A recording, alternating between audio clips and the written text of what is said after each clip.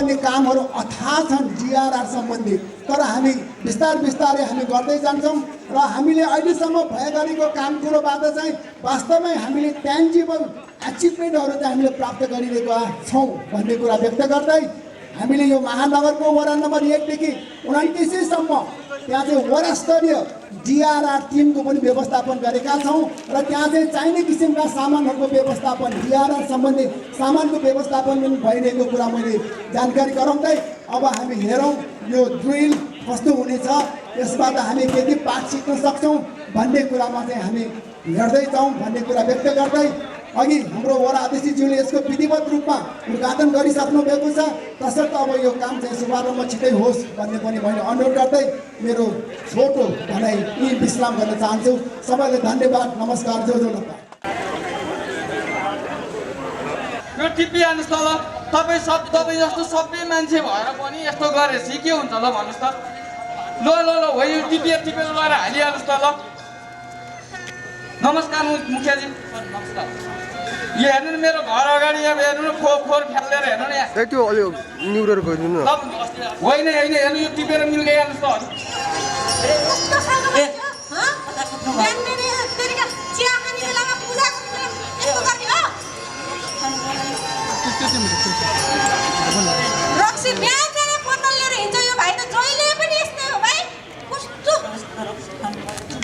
अनि रक्सी खानु पर्यो नि, रक्सी खानु पर्यो रे, रक्सी मात्र खाएर 8:50 बजेको छ बिहानको। आज रक्सी खाने भनेर भन्ने स्वास्नी छोराछोरी पाल्नु छैन, केही छैन भाइ। यता हेर, यता हेर। होइन हो साइली, के गर्दैछौ तिमी यस्तो? यो आज के हो दिन पनि कस्तो भएको, हेर त के भएको यो। अब भेट्ने आज दिन किन यस्तो अँध्यारो है? अनि अस्तिको 60,000 खोइ त मेरो। तिमीलाई चेकबाट दिन्छु नि है। चेकबाट दिने खै, यस्ता चेक त तिमीले कति दियो त्यो। लौना बुझा, लौना बुझाइनी, लौना बबा, लौना हलियो, लौना लौ।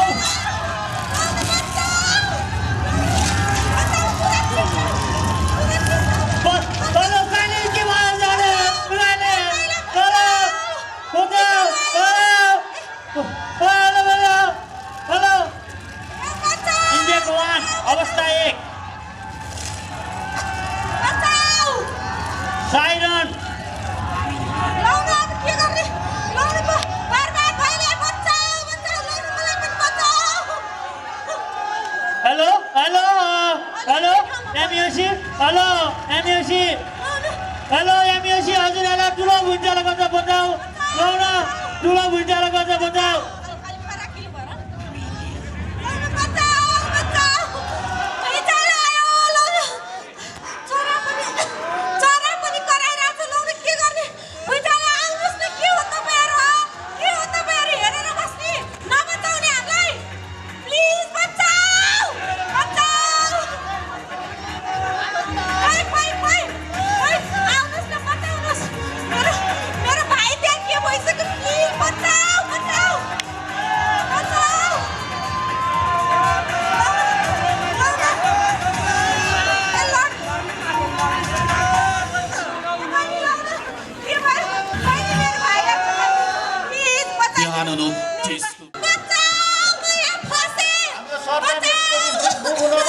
नेपाली सेना सशस्त्र प्रहरी बल टोलीले घटनास्थलको स्थितिबारे मजकुर कार्यान्वयनमा जाहेर गर्नुका साथै भवनभित्र पुरिएर रहेका पीडितहरूको उद्धारको निमित्त तालिम प्राप्त कोल्यास स्ट्रक्चर सर्च एन्ड रेस्क्यु टिमद्वारा आफ्नो काम अगाडि बढाउँदैछ।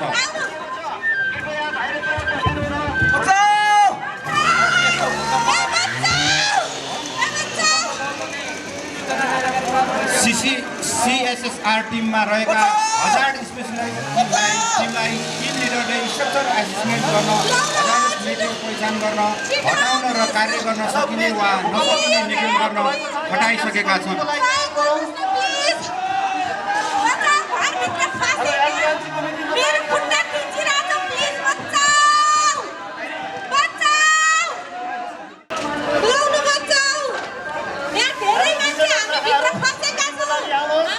LDMC committee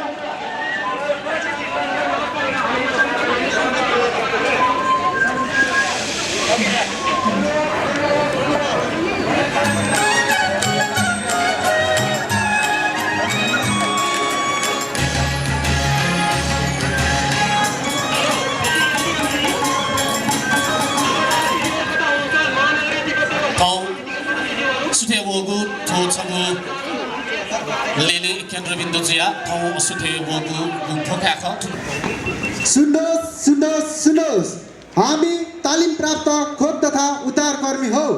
यदि हाम्रो आवाज सुन्नुहुन्छ भने सहयोगको लागि आवाज दिनुहोस् अथवा कुनै पनि नोकदार वस्तुले 5 चोटि हिर्काउनुहोस्।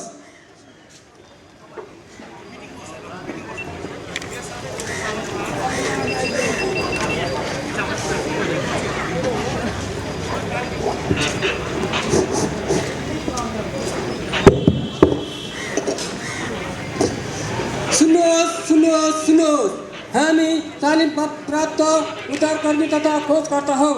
यदि हामीले बोलेको सुन्नुहुन्छ भने सहयोगको लागि आवाज दिनुहोस् वा कुनै ठोस वस्तुमा 5 पटक हिर्काउनुहोस्। बचाऊ गुहार बचाऊ। यसै क्रममा ललितपुर महानगरपालिकाका मेयरले तत्कालीन आपतकालीन मिटिङ यहाँ बोलाएको पनि हामीले जानकारी पाएका छौँ। यलो महानगरपालिका या मेयर चिरेबाबु महर्जन ठुगु आपतकालीन घटना भूकंप वगुख ठुकिया सुरक्षा नीति छुगु कथया जिस पलान ढके फैठैगु सगु आपतकालीन बैठक थन सूर्या ढंगु गुजल जनप्रतिनिधि बिस सक्सित सता उगु गोष्ठ उगु मिटिङ थन सुरु जुगु चित जानकारी वगुदो हिलिङ मेथडको यो रेस्क्युअरले घरभित्र रहेका घाइतेको आवाजको आधारमा भिक्टिमलाई लोकेट गर्ने एक तरिका हो, जसमा टिम लिडरले क्षतिग्रस्त इलाकामा कुनै काम भइरहेको छ र आवाज स्पष्ट सुनिनको लागि काम बन्द गर्न लगाउन सक्दछ।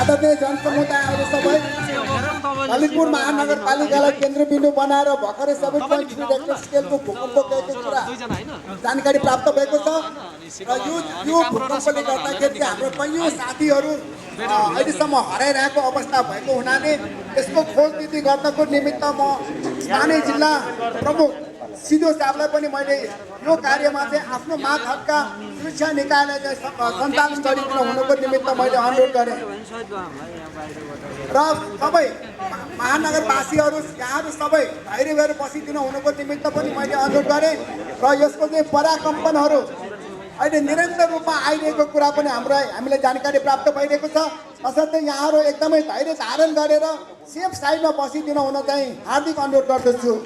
रेडियो नेपाल बुलेटिनमा तपाईलाई स्वागत छ। मानव साथीको र भर्खरै प्राप्त समाचार अनुसार आज बिहान 9 बजे ललितपुर जिल्लाको लेले केन्द्रबिन्दु बनाई 7.3 रेक्टर स्केलको भूकम्प गएको जानकारी हामीले पाएका छौँ र यस भूकम्पको कारणले ललितपुर महानगरपालिकाको क्षेत्रमा हाम्रा संवाददाता हुनुहुन्छ र उहाँको जानकारी अनुसार पाटन क्षेत्रमा निकै नै भिडभाड र निकै नै जनघनत्व हुने कारणले अत्यधिक क्षति पुगेको समाचार हामीले पाएका छौँ र त्यही भूकम्पको कारणले गर्दा ललितपुर स्टिल जावलखेलमा रहेको नेपाल टेलिकमको कार्यालय र नक्कु नजिक रहेको एनसेलको टावरमा पूर्ण क्षति भई सञ्चार सेवा ठप्प भएको छ।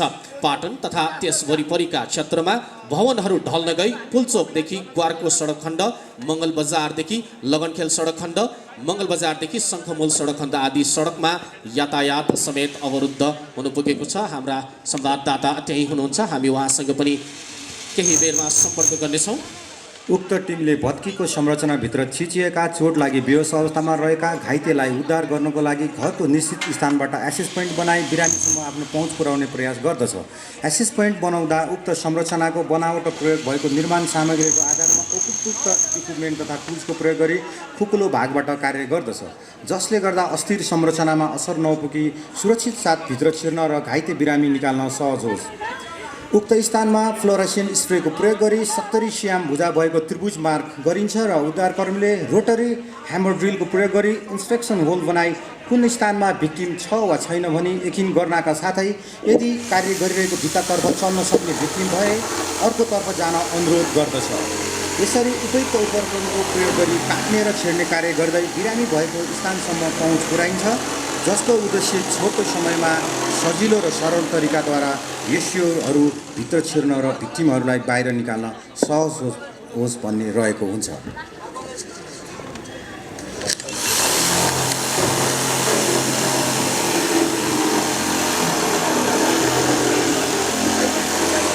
उपस्थित महानुभावहरू, भूकम्प मात्र होइन, जनधन क्षतिको कारक तत्त्व नभई भवन निर्माणको समयमा प्रयोग गरिएका कमसल निर्माण सामग्री, अवैज्ञानिक ढङ्गको नक्साङ्कन, भवन निर्माण संहिताको पालन नगर्नु तथा उपयुक्त जमिन छनौट नहुनु आदि कारणहरू पनि हो।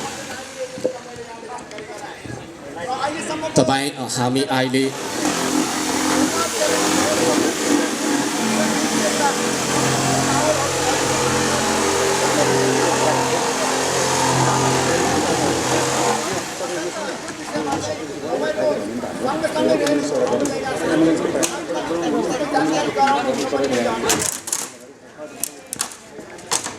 तपाईहरूले देखिरहनु भएको छ, सबै रेस्क्युजरहरूले जोडीमा काम गर्नुको साथै कोलाहलपूर्ण स्थान हुने भएकोले इसारामा काम गरिरहेका छन्। साथै गरौँ उपकरण तथा धुलो धुवाँ लामो समयसम्म काम गर्दा उत्पन्न थकानले काममा ढिलाइ हुने हुँदा आलो पालो गर्दै काम गरिरहेको देख्न सकिन्छ।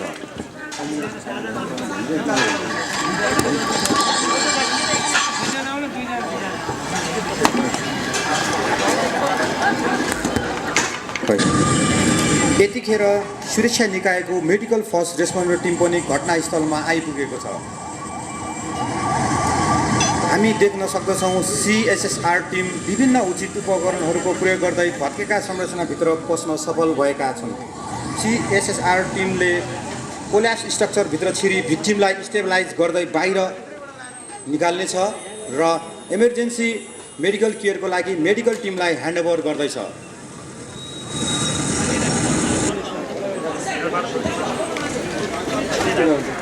घटनास्थलमा यामाफर टिमले भिक्टिमलाई प्राथमिक उपचार गरी सुविधा सम्पन्न अस्पतालमा छिटोभन्दा छिटो पुर्याउने कार्य गर्दछ।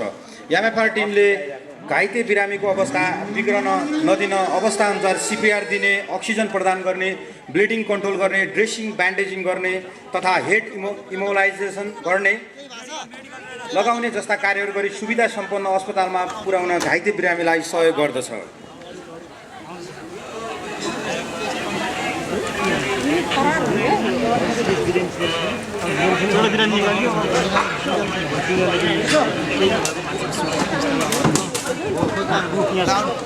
सुरक्षित स्थानमा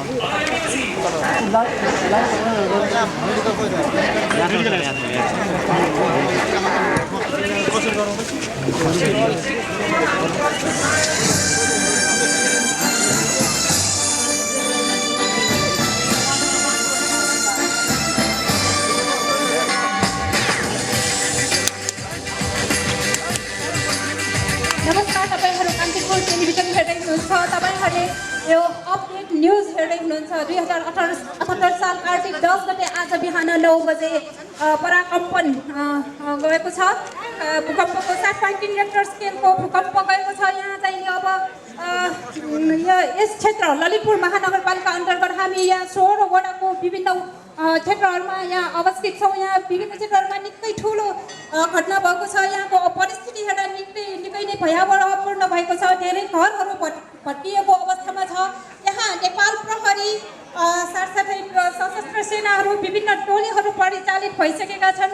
यहाँ बिरामीको उद्धारहरू भइरहेको छ। यहाँ विभिन्न घरबाट चाहिँ उद्धार भइरहेको छ। पुरिएको अवस्थामा रहेका बिरामीहरूलाई निकाल्ने कार्य भइरहेको छ। यहाँ विभिन्न टोलीहरू, प्राविधिक टोली, संरक्षण टोलीहरू उहाँले निकै प्रविधि अपनाएर बिस्तारै चाहिँ यो उद्धार गर्ने कार्य तपाईसँग एकछिन म यहाँ सम्पर्कमा छु। कान्तिपुर समाचार तपाईँ हेर्दै हुनुहुन्छ र कान्तिपुर समाचारको यस प्रत्यक्ष प्रसारणमा म अनुप साके तपाईँको साथमा छु र यति बेला पाटन दरबार स्क्वायर आसपासको धम्बगाल क्षेत्रमा हाम्रा संवाददाता हुनुहुन्छ। मन्जुजी, तपाईँसँग म जानकारी लिन चाहन्छु त्यहाँको अवस्था अहिले कस्तो छ? त्यहाँ यो जुन भर्खरै मात्र लेले को केन्द्रबिन्दु बनाई जुन भूकम्प गएको छ 7.3 रेक्टर स्केलको, यसको पराकम्प आउने क्रम पनि अझै पनि जारी छ र हजुर अनि भर्खर मात्र यहाँ समाचार आएको अनुसार नेपाल टेलिकमको कार्यालय लखुङ नजिक पनि टावरमा पूर्ण क्षति भएको हामीले जानकारी पाएका छौँ र पाटनको त्यो मङ्गलबजार जुन क्षेत्र छ त्यसको वरिपरि जस्तै लगनखेल सडक खण्ड, शङ्खमुल सडक खण्ड आदि पनि यातायात अवरुद्ध छ भन्ने हामीले सुनेका छौँ। नेपाली सेना भइरहेको छ। तपाईँहरू नआटिनुहोस्, आफ्नो सुरक्षित स्थानमा बसिदिनुको लागि हार्दिक अनुरोध हस् गर्दछु। त मन्जुजी, म तपाईँसँग फेरि पनि सम्पर्कमा आउनेछु र व्यक्तिहरूसँग पनि कुराकानी गर्नेछु। तपाईँहरू हाम्रो समाचारसँगै रहनुहोला।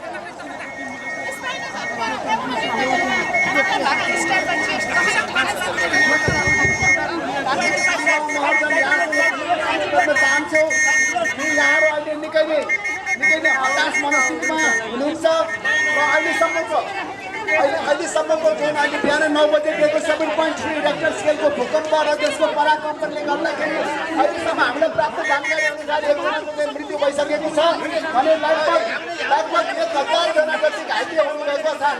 र अहिले हामी यो पाटन दरबार स्क्वायरमा बसेर यसको अनुगमन गरिरहेका अवस्था 3 तोलदेखि लिएर अवस्था 3 लाछीदेखि लिएर महापालदेखि लिएर यी ठाउँहरूमा चाहिँ हाम्रा ट्रेन म्यान पावरले चाहिँ घाइतेहरूलाई चाहिँ घरबाट चाहिँ निकालिराख्ने काम भइरहेको छ। र यो पाटन दरबार स्क्वायर कृष्ण मन्दिरको ठ्याक्कै अगाडि चाहिँ उहाँहरूलाई औषधि उपचारको व्यवस्थापन भइरहेको कुरा पनि मैले यहाँले जानकारी गराएको छु। तसर्थ यहाँ चाहिँ नअत्तालिकन आफ्नो छर छिमेकमा कोही घाइते कोही बिरामी परेको छ भने उहाँलाई उद्धार गर्नको निमित्त पनि यहाँहरू सक्नुहुनेहरू चाहिँ लागिदिनको निमित्त फेरि म अनुरोध गरेँ।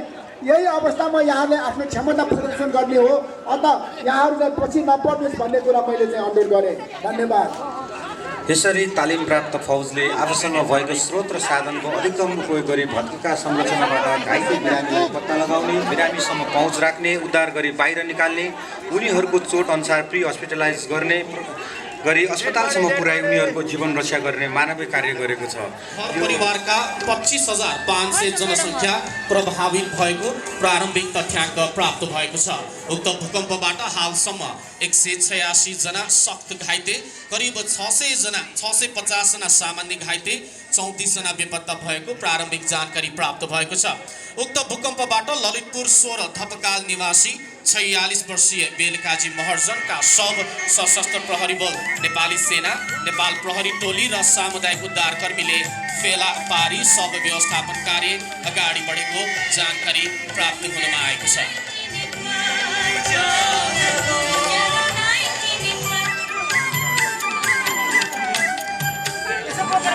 र यसै क्रममा उज्यालो नेटवर्कका हाम्रा सहकर्मी संवाददाता मन्जुजी घटनास्थलमा पुगिसक्नु भएको छ।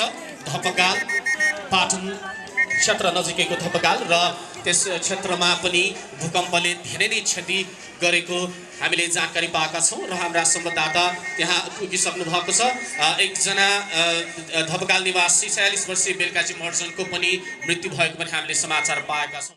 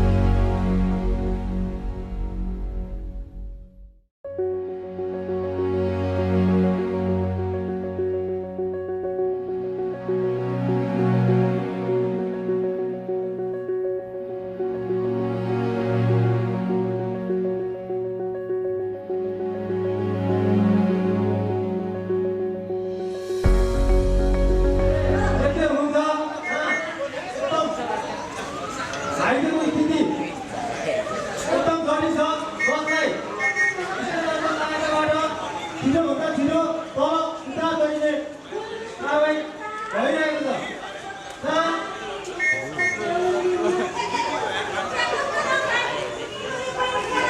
अब यस घाइतेलाई तल ल्याइसकेपछि सुरक्षाकर्मीले त्योभन्दा छिटो हस्पिटल लैजाने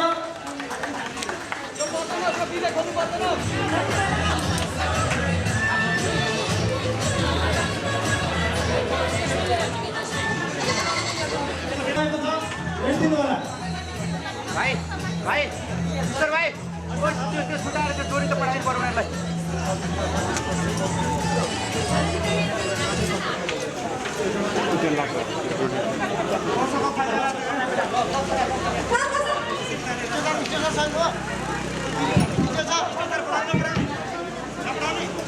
डोरी डोरी मात्र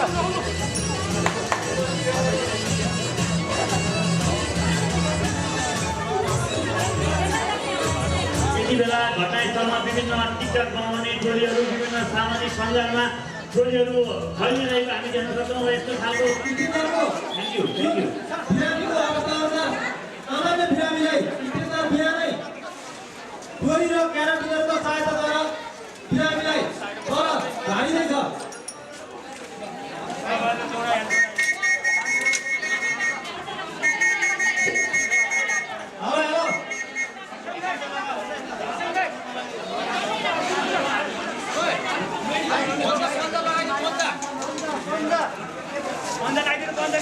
हेलो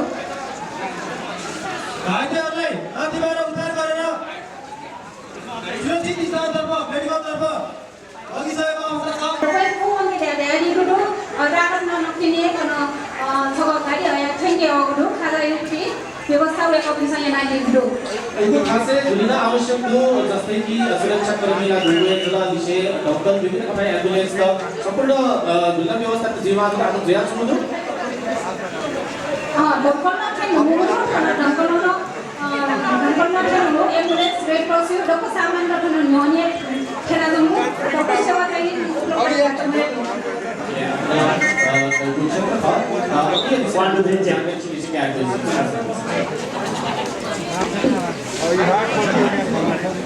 घाइतेहरूलाई झार्ने टेमो सम्पूर्ण यताको यो इलाकाको टेमो यही आएर समाप्त भएको छ। धन्यवाद।